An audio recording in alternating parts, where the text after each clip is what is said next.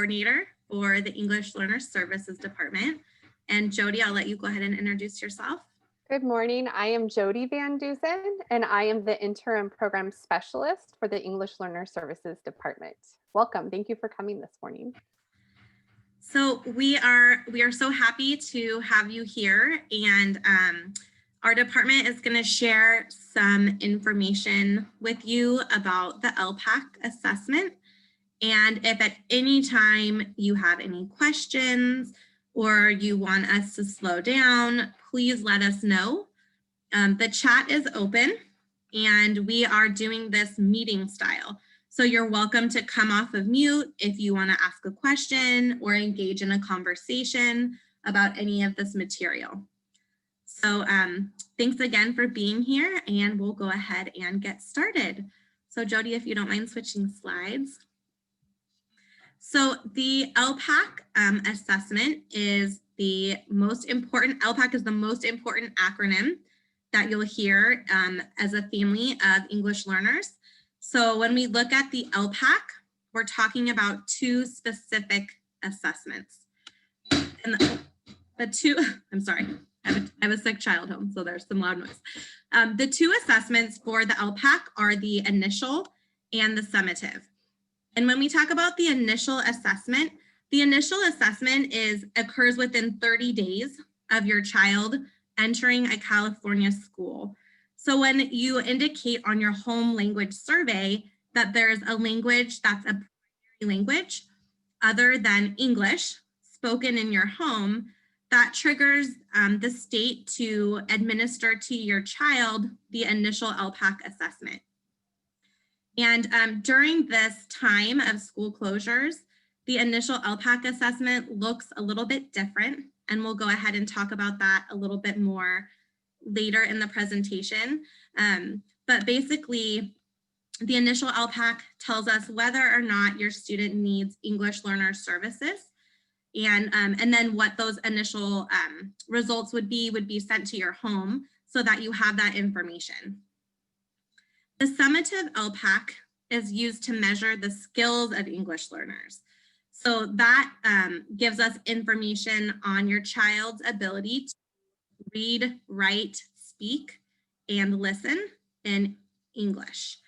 And the results will help tell the school or district if the student is ready to be reclassified as proficient in English.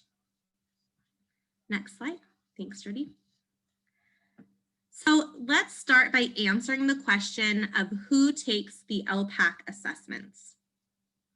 For the initial ELPAC, as I mentioned, the test is given to students who are new to school in California and whose home language indicates a language other than English.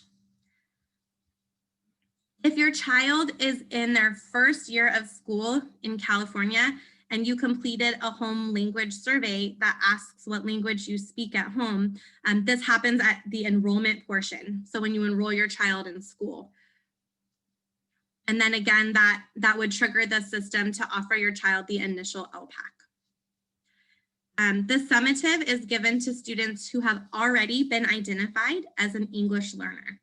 So they have already taken the initial and they are classified as an English learner. And this test happens every spring to measure their progress in learning English, again, until they are reclassified.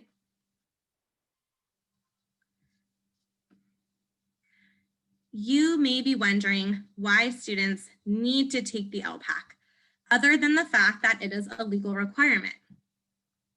The results of the initial ELPAC are used to determine if your child needs support learning English. The summative ELPAC is the test that will help teachers gain a better understanding of what type of and how much support students need so they can learn in English and be successful in school. Additionally, and more importantly, it's the annual measure that tells us how much progress students are making in learning English and whether or not they are eligible for classification. So I see that a couple parents have been kind of trickling in. So welcome. Welcome to the families who are trickling in. We're just kind of going over the basics of the English Learner Proficiency Assessment for California and just talking about why students take the ELPAC and what the 2 assessments for ELPAC look like. So we talked about the initial, which goes over basically, is your child an English learner? And the summative, which tells us basically how your students need support to gain English proficiency.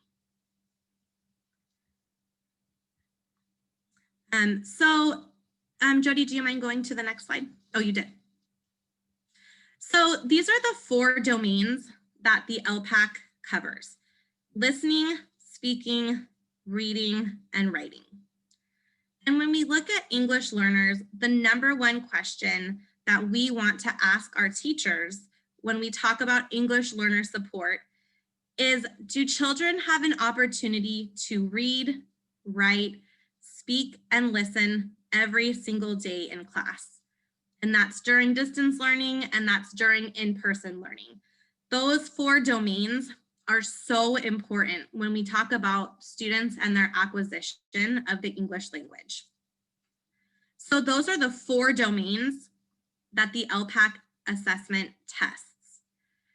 And the test will give that, that very specific information to your child's teacher. So there will be an individual score for each of those domain categories. Here comes another parent welcoming everybody in.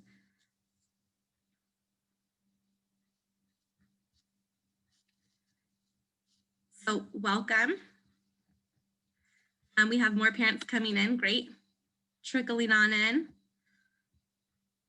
I know it's a tough day to be on time and be focused. So we're glad that you're here, and in whatever way you're showing up today, thank you for being here. You're welcome. Again, just talking about those 4 domains, and we're going to talk a little bit more about this later, but these 4 domains are also really important for children to be accessing at home as well. So whether it's in their home language or in English, it's so important to give your children opportunities to read at home, and to talk about vocabulary, and to be able to have just that access to language so that they can grow in their acquisition. Okay. I'm going to go ahead and just pause for a moment. It looks like there's some questions in the chat. Oh, it's just Eddie Rico. Just kidding, there are no questions in the chat. Does anybody have any questions so far? I know it's a lot of information coming in, so I'll just stop for a minute if anyone has any questions. I was wondering, what schools do your children go to? I was wondering about that. Great question. Feel free to drop in the chat or come off mute.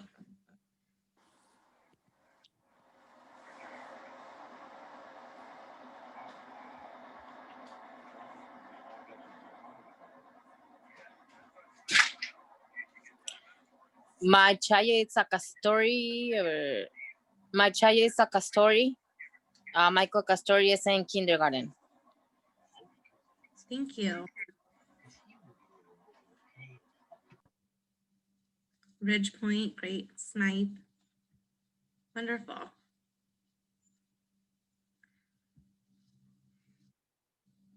We have one more parent joining us right now. Room. Garden Valley, great. Oh, good. So we have a wide range of, it sounds like a lot of elementary families, elementary school. Thank you.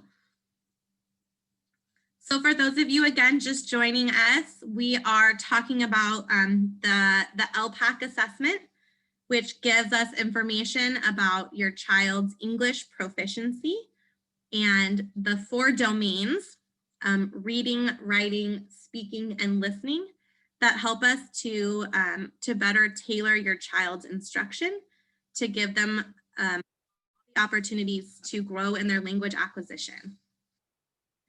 One more parent coming in. Welcome. Welcome to everybody joining us. So I'll say that if you are joining us a little bit late and you want to stay on for 5 minutes afterwards and kind of we can go through the first few slides, or if you have any questions about information that we've already shared that you missed, I'm happy to stay on and kind of talk you through what we've already discussed. So feel free, again, if you're trickling in late, no problem. We're so happy that you're here, but feel free to stay on after and we'll kind of fill you in. So in discussion about the ELPAC assessment, families often ask us, how is this test administered? So for the very first time last year, we administered the summative on a computer-based assessment. So we have trained assessors from the district that are test examiners, and they'll administer the assessment, but the child is on the computer and is able to respond digitally. So we normally do this assessment in groups or individually, but COVID-19 has brought us some different opportunities to test students in a one-on-one setting. So, oh, we have 2 more coming in. Great. Welcome to everybody joining us. So I'll say this one more time. If you are just joining us now, we're happy to have you here, and I'm happy to stay on after the workshop to answer any questions or to fill you in. So as I mentioned, the initial ELPAC and the summative ELPAC are 2 different assessments. And this year was actually the first year that we did a computer-based initial. So that's been new this year. Students that are kindergartners, first graders, and second graders, they will actually do the writing portion in a testing booklet with a pencil. So any other grade level will type in their response for the written portion. But the younger children, kindergarten, first grade, second grade, that portion of the test, the writing portion is still paper pencil. So again, the ELPAC looks really different this year, and we're going to talk a little bit more about that on the next slide. But we've gone to computer-based for both assessments beginning this year. All right. So families probably, if you haven't already updated your information, oh, thank you, Alberto. If you haven't already updated your information through Aries or through your site, we want to make sure we have your most updated contact information so that you receive all of this via mail, via email, and then also via phone call. So if your child qualifies for an initial ELPAC assessment, you would have received a letter in the mail and an email through Aries Parent Portal notifying you that your child will be given the initial ELPAC. So what we've been doing is we've been sending out that information. We've been sending a video to families. So you may have seen a video come through your email, and the video walks families through what the initial ELPAC will be this year during school closures, how we're testing students, the health and safety protocol that the district has put in place to protect children and staff during COVID-19. So it has a lot of information in it, and it is translated in 6 different languages through closed captioning. So if you're a family that again would be initial ELPAC tested, your child would be receiving all of this information. We don't know what the summative is going to look like this year, but we will also be sending out a video in the spring to give you that same information and what the testing will look like for the summative assessment this year. So the way that we're doing that right now is we are having students come onto campus one at a time, and there will be a health screen with our health assistant, and it's during asynchronous learning time for the majority of students, but we actually just started doing some testing during synchronous learning time to accommodate family schedules. So we have the families and the student come on campus. The assessment is given in person with a plexiglass shield, and the administrator who is giving the test wears a face shield and a mask. And the test takes anywhere from 15 minutes to 1 hour. And then your family will receive the scores in the mail regarding program placement with an explanation for what that program placement would be. Are there any questions about that? Okay, so the video that I was talking about, you should receive a copy of this presentation in your email that you signed up for this workshop with. So we added a link here so you could watch the video if you're interested in seeing the kind of information that we are sharing with families about initial ELPAC. So that's just kind of one of the sample videos. We've heard from a lot of families that the video has been really helpful because for many families, this is the first time that their child has ever come onto their school campus because many of them are kindergartners and during distance learning, they haven't started school yet. So we wanted the students to see the people that would be testing them, to be able to feel like a little bit more connected to the school community. So please feel free to check out that video. And if you would like a different language, again, we have 6 languages, please let us know and we're happy to send that language. So again, here are just the health and safety protocol that the district is taking to ensure your child's safety and the safety of our staff during school closure in-person assessment. A really important piece of this is the consent form. The consent form is sent to families via email from the school site. Again, it's translated into multiple languages, and it gives families all of the information about health guidelines that the state and then the district specifically are taking to make sure that testing is happening in our district following all health and safety protocol. So if you have a child who has either already been initial tested or who is waiting to do initial assessment, please let us know if you have any questions about what that looks like during COVID-19 school closures. Next slide. Great.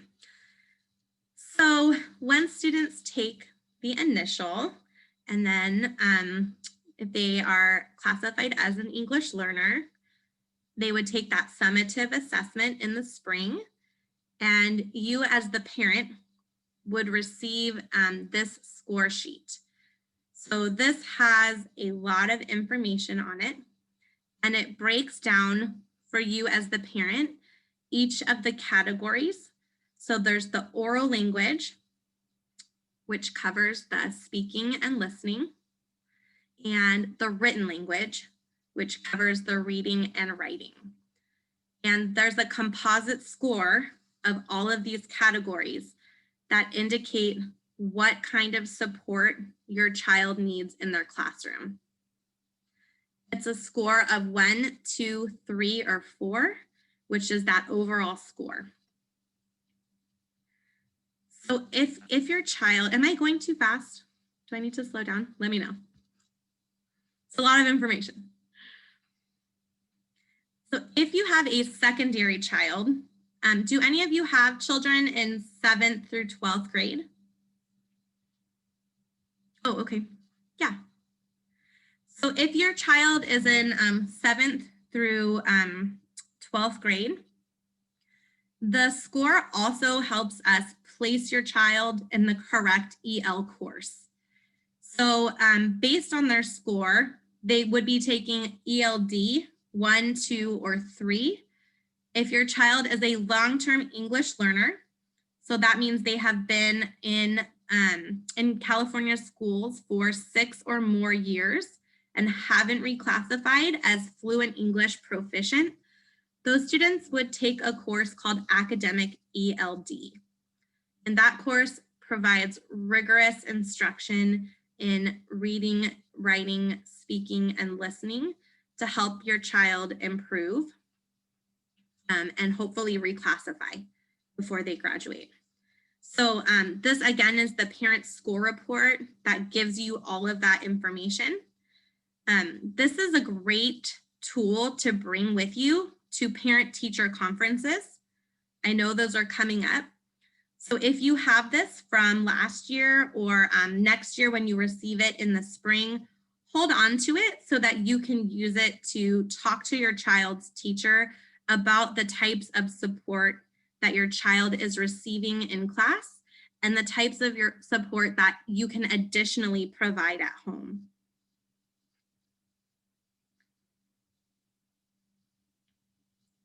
So this is the initial parent letter that comes from the student score report. So if your child has not taken the summative yet and they've just taken the initial, this score sheet breaks down for a parent basically what type of support your child would need with descriptors. So it really walks the parent through because the child would be new to English Learner Services. So it really gives the family a lot of information about the child's overall score, what the performance levels are in each category. And this is also something that you could use to talk with your child's teacher about so that you can really learn about what type of support your child will be receiving in school.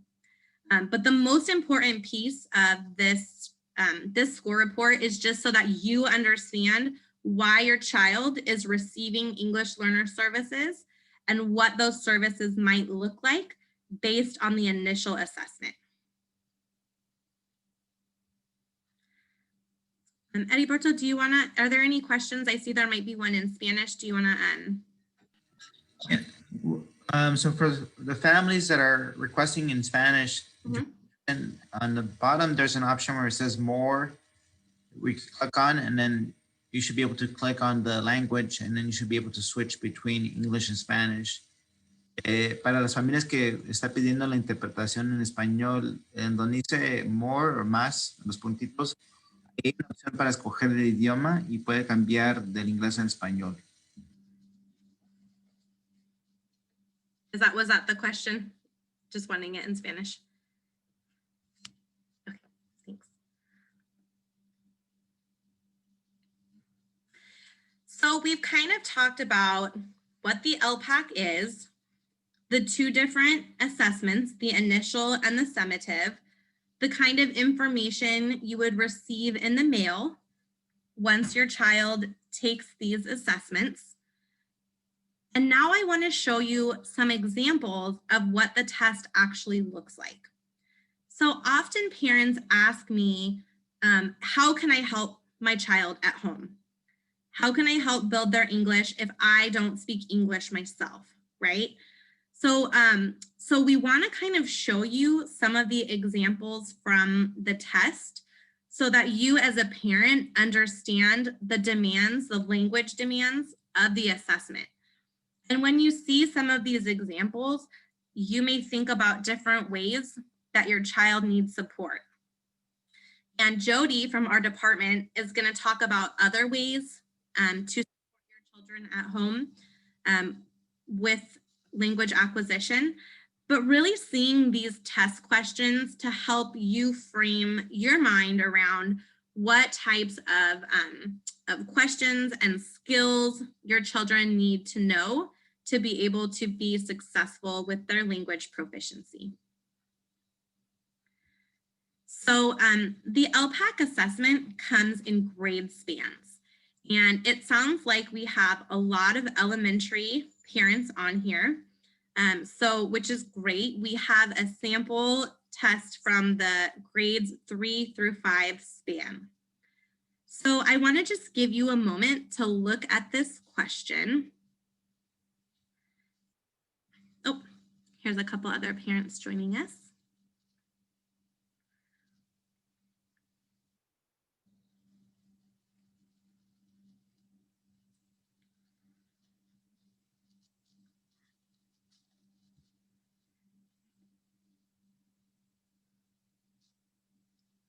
So the child will be asked, for example, to look at a picture and then to choose the sentence from options A, B, C, or D that matches the picture.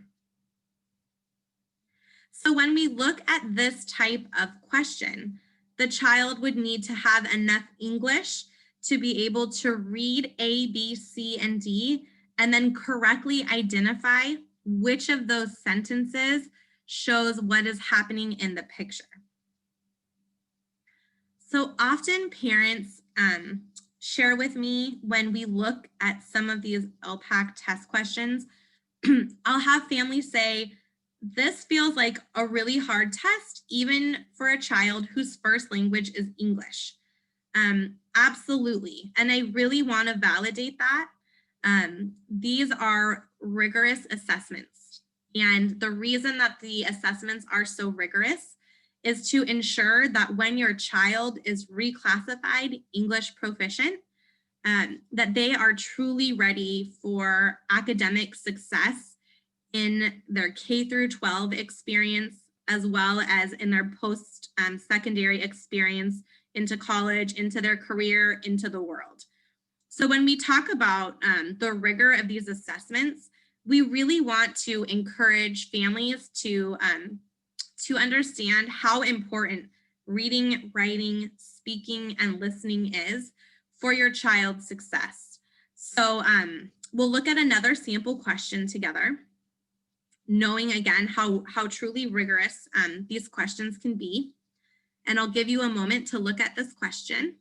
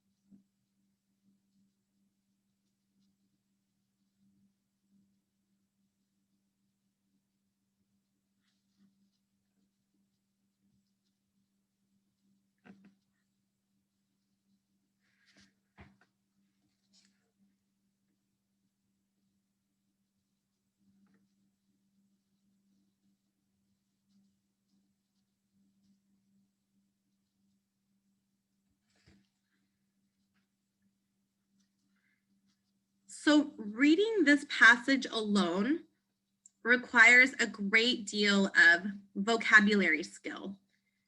So the children who take this assessment for the grades 3 through 5 span have to be able to identify language like major events, Declaration of Independence,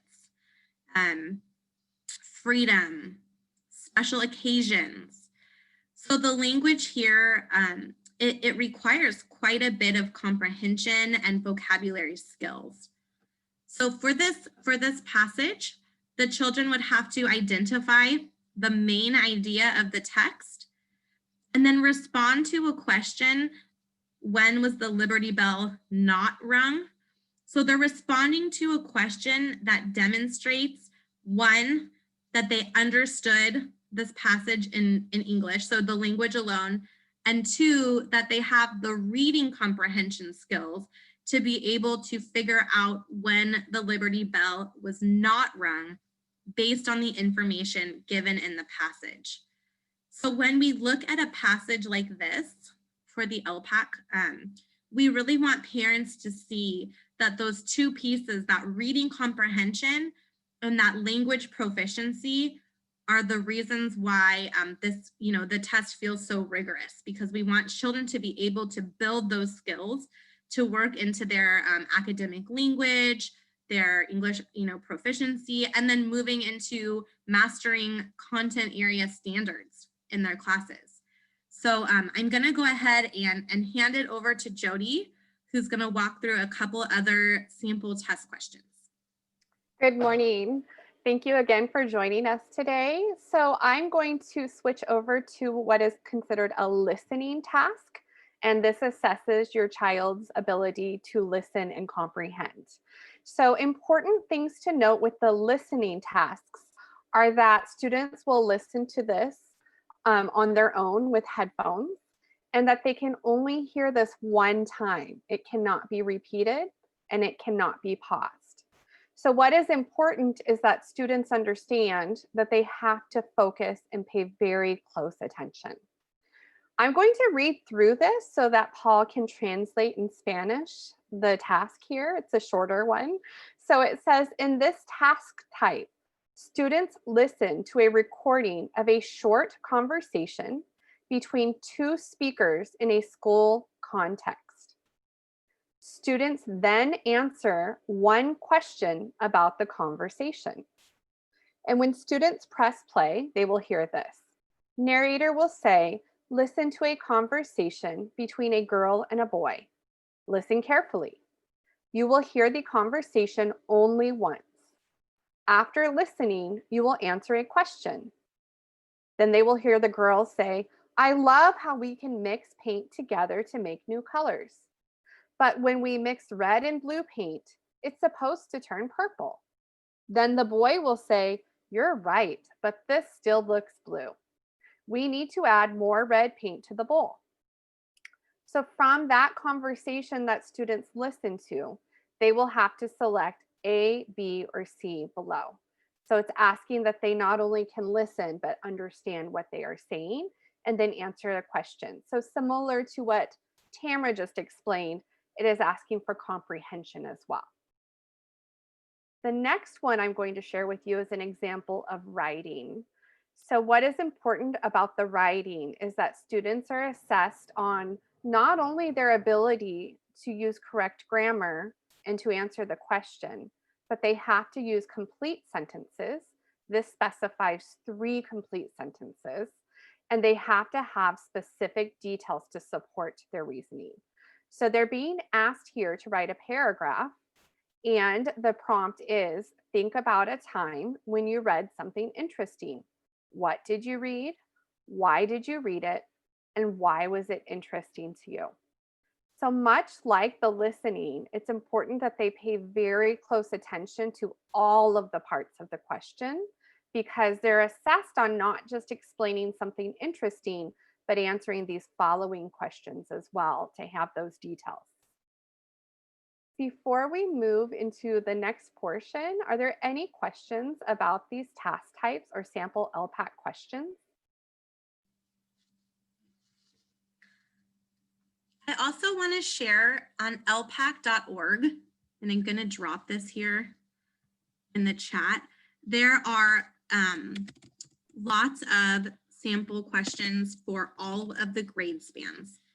So if you look under parent resources and want to see additional samples, there are a lot of different examples to really look at if you're interested. Additionally, what you can do in normal conversation and reading with your students is, if you're reading a book, stop and ask them to describe what they see in a picture and so forth. So in addition, these ELPAC resources are excellent, and we'll talk about going through these with your students, but just kind of having your students, the key here is using lots of details. So practicing that in a natural setting is highly recommended as well. So we want to talk about how you can be an advocate for your child. It's really important that you advocate for your students. So if you are uncomfortable calling the school for any reason, you can always email the school or your child's teacher in your home language. And you can always request translation services. So it's important that you know that those are available to you.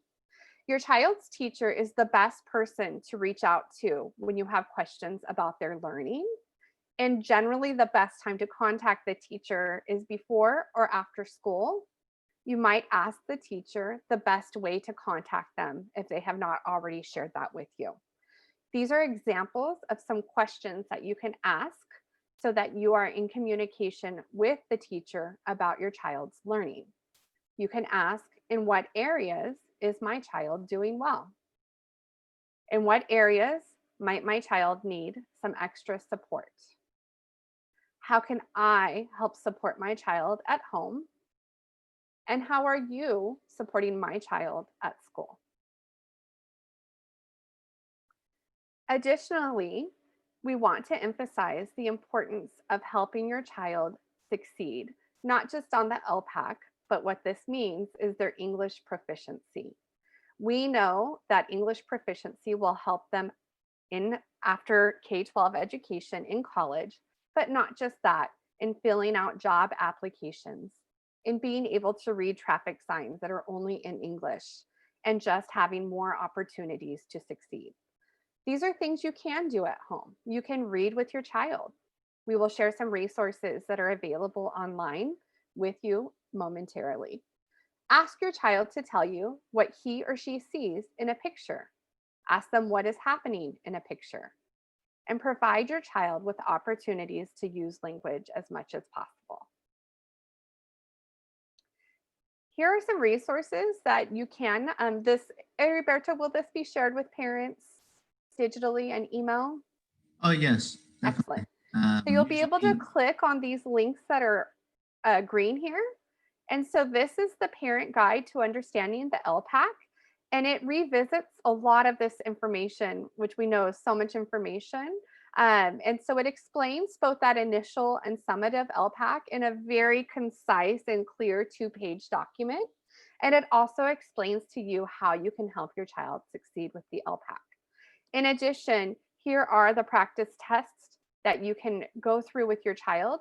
We encourage you to find the practice test for listening, speaking, reading, and writing that are appropriate to your child's grade level, and to review those tests with your child at home.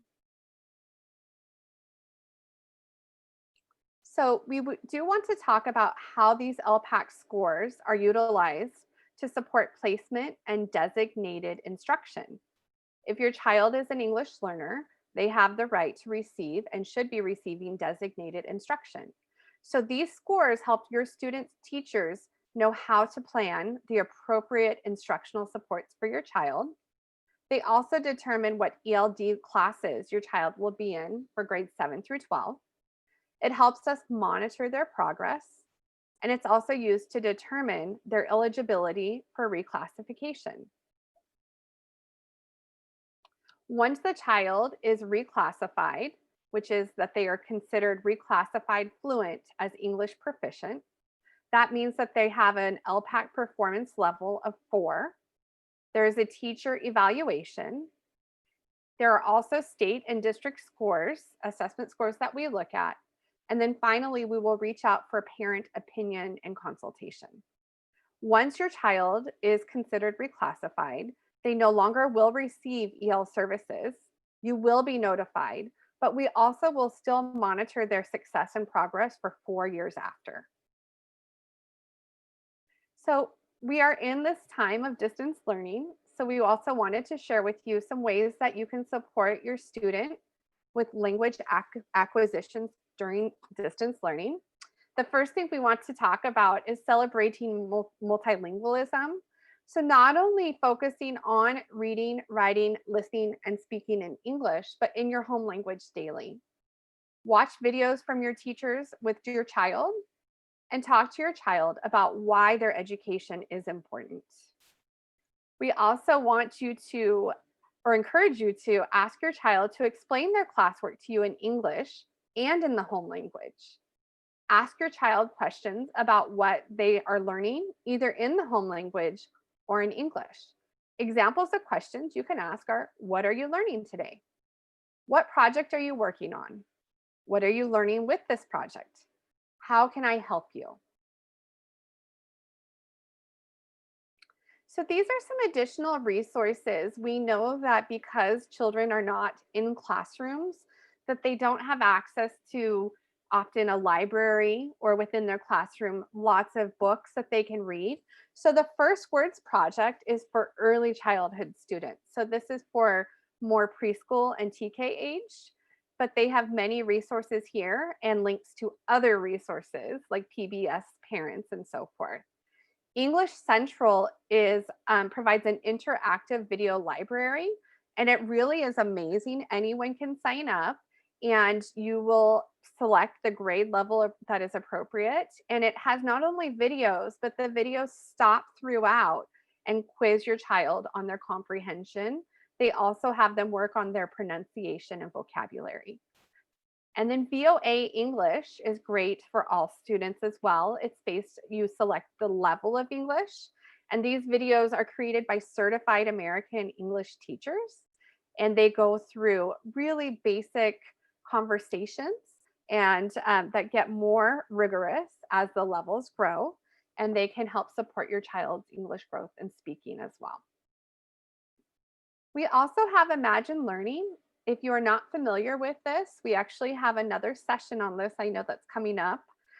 We had one on Monday night, but if you're all English learners in our district, K through 12, have access to this program automatically. And it provides interactive games, books, songs, and videos. It focuses on letters, sounds, rhyming vocabulary, spelling, reading comprehension. And it does no matter what your child's grade level is. So even secondary students, we recommend if they are English learners and levels 1 or 2, that they can benefit from this as well. They take an assessment when they first enter the program, and then it puts the learning at the level that they are at for English proficiency. It also helps them practice the skills that they will need for the LPAC. And it is fun, it's gamified. So kids get games and tokens and get to customize their avatar. So it makes learning very interactive and fun. If you would like to know more about how your child can log into Imagine Learning, it is through the TRUSD apps. We have directions that are also linked. So when you receive this presentation, you can click on the instructions in English, Russian, Hmong, or Spanish.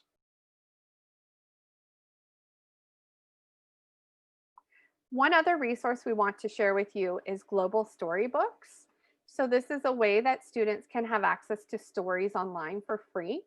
And it has many languages, many. So hopefully you will find that your home language is supported here. You can read and listen to and even download these stories. And they have the stories in both the home language and in English. And here's the link to this resource at the bottom of the page. I will hand it back over to Tamara to manage any questions or comments you might have. Thank you. Thanks, Jody. So I know it was a little bit choppy at the beginning, getting everybody kind of trickling in. So again, we want to share that we'll stay on and answer questions for those families that came to join us a little bit late. And then you will receive this presentation. Sí, yo tengo una pregunta. Yes, she says that she has a, digan. ¿A qué horas es la clase todos los días o nada más? ¿Cuántos días a la semana esta clase que están dando? So the parent was asking, this class, is it only, how often do they meet, and is it only one time? I can answer that. Yeah. The specific workshop? Mm-hmm. So we are offering, great question. We are offering several workshops for families regarding English learning and support. And actually Bev and Ureli from our department are also on here right now. And they're presenting a really wonderful follow-up kind of to this tomorrow morning at 10 o'clock. So Edgardo, do you want me to drop in the chat? I can share all of the dates and times for the follow-up workshops. Do you want to maybe translate that, or is Paul? All is translating. I am wondering though, is the question more about either the ELPAC or Imagine Learning? Ms. Garcia, is the question about Imagine Learning or the ELPAC for your student? El programa como para ayudar a los estudiantes, no sé exactamente. It might be at Imagine Learning. But Sí. So Imagine Learning, they can log on to anytime through the TRUSD apps. And we recommend that they use this 20 minutes, 3 to 5 days per week. Until what grade they can use it? They can use it until 12th grade. It really is K-6 level. But for our secondary students that are still English level 1 or 2 on the ELPAC, this is a very beneficial program for them as well. Okay, because my son that is in 5th grade Okay. says Está muy bien, he don't gracias. have it. He don't have it on his computer. So they all the students should have on the computer Twin Rivers apps. He should to have it because I don't have it. That kind of Imagine Learning, he says. So what I could do, if Ms. Jody, can you, I'm gonna just screen share. If you stop screen sharing. Do you want me to go back to the instructions? Oh, you could just go, I guess we could show them on a, so I'm gonna. Okay. Okay, so, right, so typically what we do, this is how you see, hopefully you don't see all those documents, but this is what you'll see when you're on the computer. So each student of yours have a Chromebook or has been given a Chromebook by the district or a laptop. And so what you do, so you would go to apps, or here, let me go back. So some of the school I heard was Garden Valley. Hopefully you see my history, my search history as well. Garden Valley Elementary, Okay. for example. And so when you go to your school site, this is where you can find a lot of information that has been talked about today. So on your school's website in the top, there's the apps portal. So, and then there's also the parent/student portal. This is Aries parent portal where Ms. Tamara had talked about how it's important to update your information because they're sending you information about testing, about surveys, asking for your input when it comes to returning to school. So for Ms. Patricia Ulloya, you click on the apps portal right here, and it takes you to this page. And you're able to log in. So it has a 9-digit student ID number at twinriversusd.org. And if you do, you click on it here, and it will lead, in this case, to your student's information that they're able to log in. You will log in. Obviously, my information would be different from a student because in this case, the apps or the information that you have is those that are assigned by your teacher. So in this case, for example, here is Zoom. So all students, when they log in on the apps portal, they log into Zoom. Okay. Here, there's the Google. So typically, a lot of students do Google Classroom. They get their codes for Zoom. They get their codes for the homework through Google. And then, for example, here's typically they have, if my child is in elementary, they would do Swan Math. They would do GG Math, and these are assignments that are, or here, Imagine Learning too. So for example, logging in through the apps portal is the best way to log in to access that information. Okay, thank you very much. And what I would say is just if you don't have that, if you don't have that click link on your Chromebook, you could probably ask for assistance to have it saved on your computer. You can also bookmark it, and that way you can have it out, or you can also go to the school's website to access that information. Yes, if that's not showing, if Imagine Learning is not showing, then you would ask the school to help reach out or to go to IT services so they can add it to your student. Okay, thank you so much. Yes. Okay, thank you. I would really encourage you to attend the workshop tomorrow. It's called, English Learner Family 101, and really goes into depth about all the ways, now that you have kind of a background in ELPAC and really understand what your student is being assessed on. The workshop tomorrow will really walk you through ways that you can kind of support your child at home and communicate with your child's teacher. So I want to introduce Yoreli, and Yoreli, do you mind just kind of popping on and saying hi? Hi, everybody. Igual a la misma hora. Yareli. Tomorrow at 10.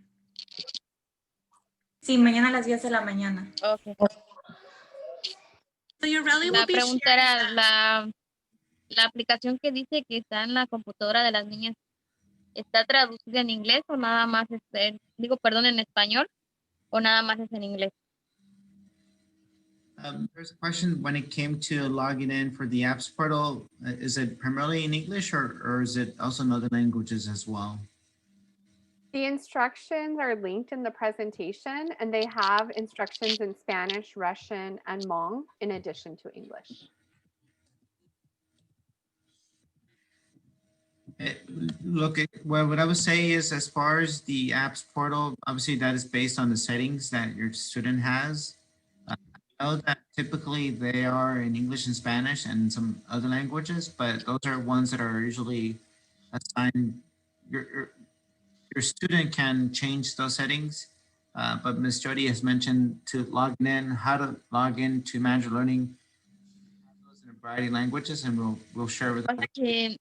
Que no, la mera verdad está toda la computadora en inglés y no lo entiendo. No le entiendo a la computadora. No sé ni qué diga. Y ya como no hablo nada de inglés y ella tampoco, apenas que va a entrar primero, entró a primero de no sé, aquí ya era primaria, aquí no sé cómo se diga primaria. So the parent is asking as far as information when it comes to using the computer, because it's primarily in English, and seeing like she's just seeing how, like, what kind of ways she can support her child. I'm going to put a link. We had a teacher, Yoreli, where is she at Las Palmas? Yes, so she's a first grade English teacher for the dual immersion program at Las Palmas. Yeah.